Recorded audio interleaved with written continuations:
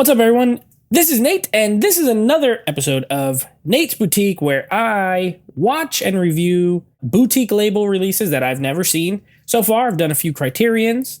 My last few have been from Scream Factory and Shout Factory. So far, all 4Ks. This time I'm doing a little Blu-ray movie from Kino Lorber. This is a movie called Breakout from 1975. As you can see, stars Charles Bronson, and look at little Robert Duvall for you. So yeah, I have never even heard of this movie. I bought it because it was on sale and I had a Kino order where I had to get $50 for the free shipping. I said, this is a pretty cool cover, 70s movie, Charles Bronson, let's give it a try. Now, this movie is very interesting. First of all, there's a lot of talent involved in this. Not only do you have Charles Bronson and Robert Duvall, I mean, one of the best actors in this generation at all, or of his generation, I should say, Robert Duvall. Then you have John Huston, okay, who is a director. He's directed The Maltese Falcon, just a ton of classic films. He's, of course, the father of Danny Huston and Angelica Huston. And so he's in this movie. On top of that, you got young Randy Quaid in this movie. So it's full of like actors and famous people, you know.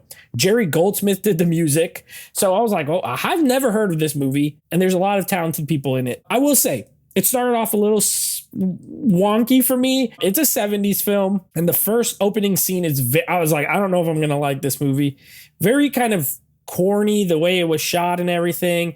And then once the plot gets going, basically the main premise of this movie is Robert Duvall's character is framed for murder and put in a Mexican jail. And then Charles Bronson is hired by his wife to break him out of the jail. Thus the name Breakout. That's the basic gist of it.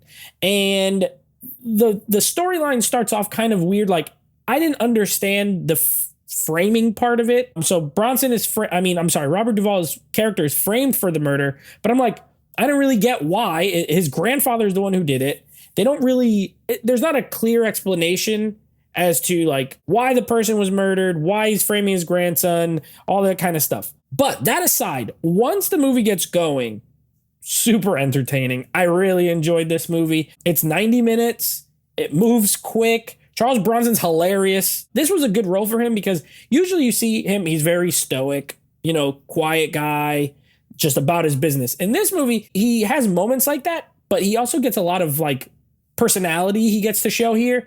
Pretty funny, pretty humorous. You know, I really, really liked him. I liked his interactions with the other characters. I like when he gets mad. He gets mad a bunch of times in this movie, and it is funny every single time. And then the premise is great. Like, it's a really strong premise as far as the breakout. There's some good tense moments. I thought the finale was awesome. The actual scene of them trying to get Robert Duvall out of this prison, really well done. Some really good stunts, especially for a 70s film. Like, there's a scene where a character is hanging from a helicopter and falls, and it's like a stuntman falling through this roof, and it looked far. So kudos to him. Also, this movie is wild.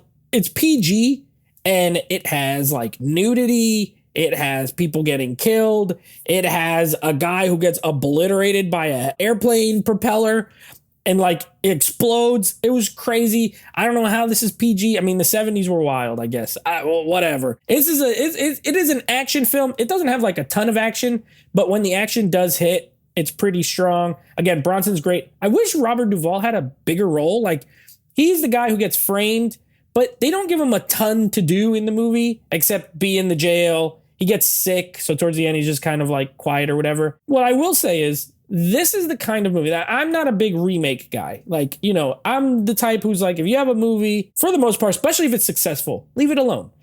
Hollywood loves to remake successful movies. And I get it. It was successful once. Why not again? But these are the kind of movies I feel like they should be mining for remakes. This would make a great modern version of this. I think would be a great film. If you had a good director, maybe an action director who could do some stuff with the tension of the whole, you know, breakout plot, this had good actors in it. So just hire modern good actors, you know, change a few things, make it R-rated, obviously. Yeah, I think these are the kind of movies that if they just feel like they have to remake something, remake this, because I don't think this is an amazing film. I did have a good time with it, but I do think a modern version would be really cool to see. So this one's actually going to get a recommendation from me. I do recommend Breakout, especially if you like 70s cinema or if you like Charles Bronson. It's a great Charles Bronson movie, a great role for him, honestly, and a great cast. A good 90 minutes, in and out, you'll have a good time. So, of course, if you've seen this movie, if you even know what it is, let me know in the comments. Did you enjoy Breakout? Don't forget to give me a thumbs up down below and like the video if you enjoy these sort of reviews.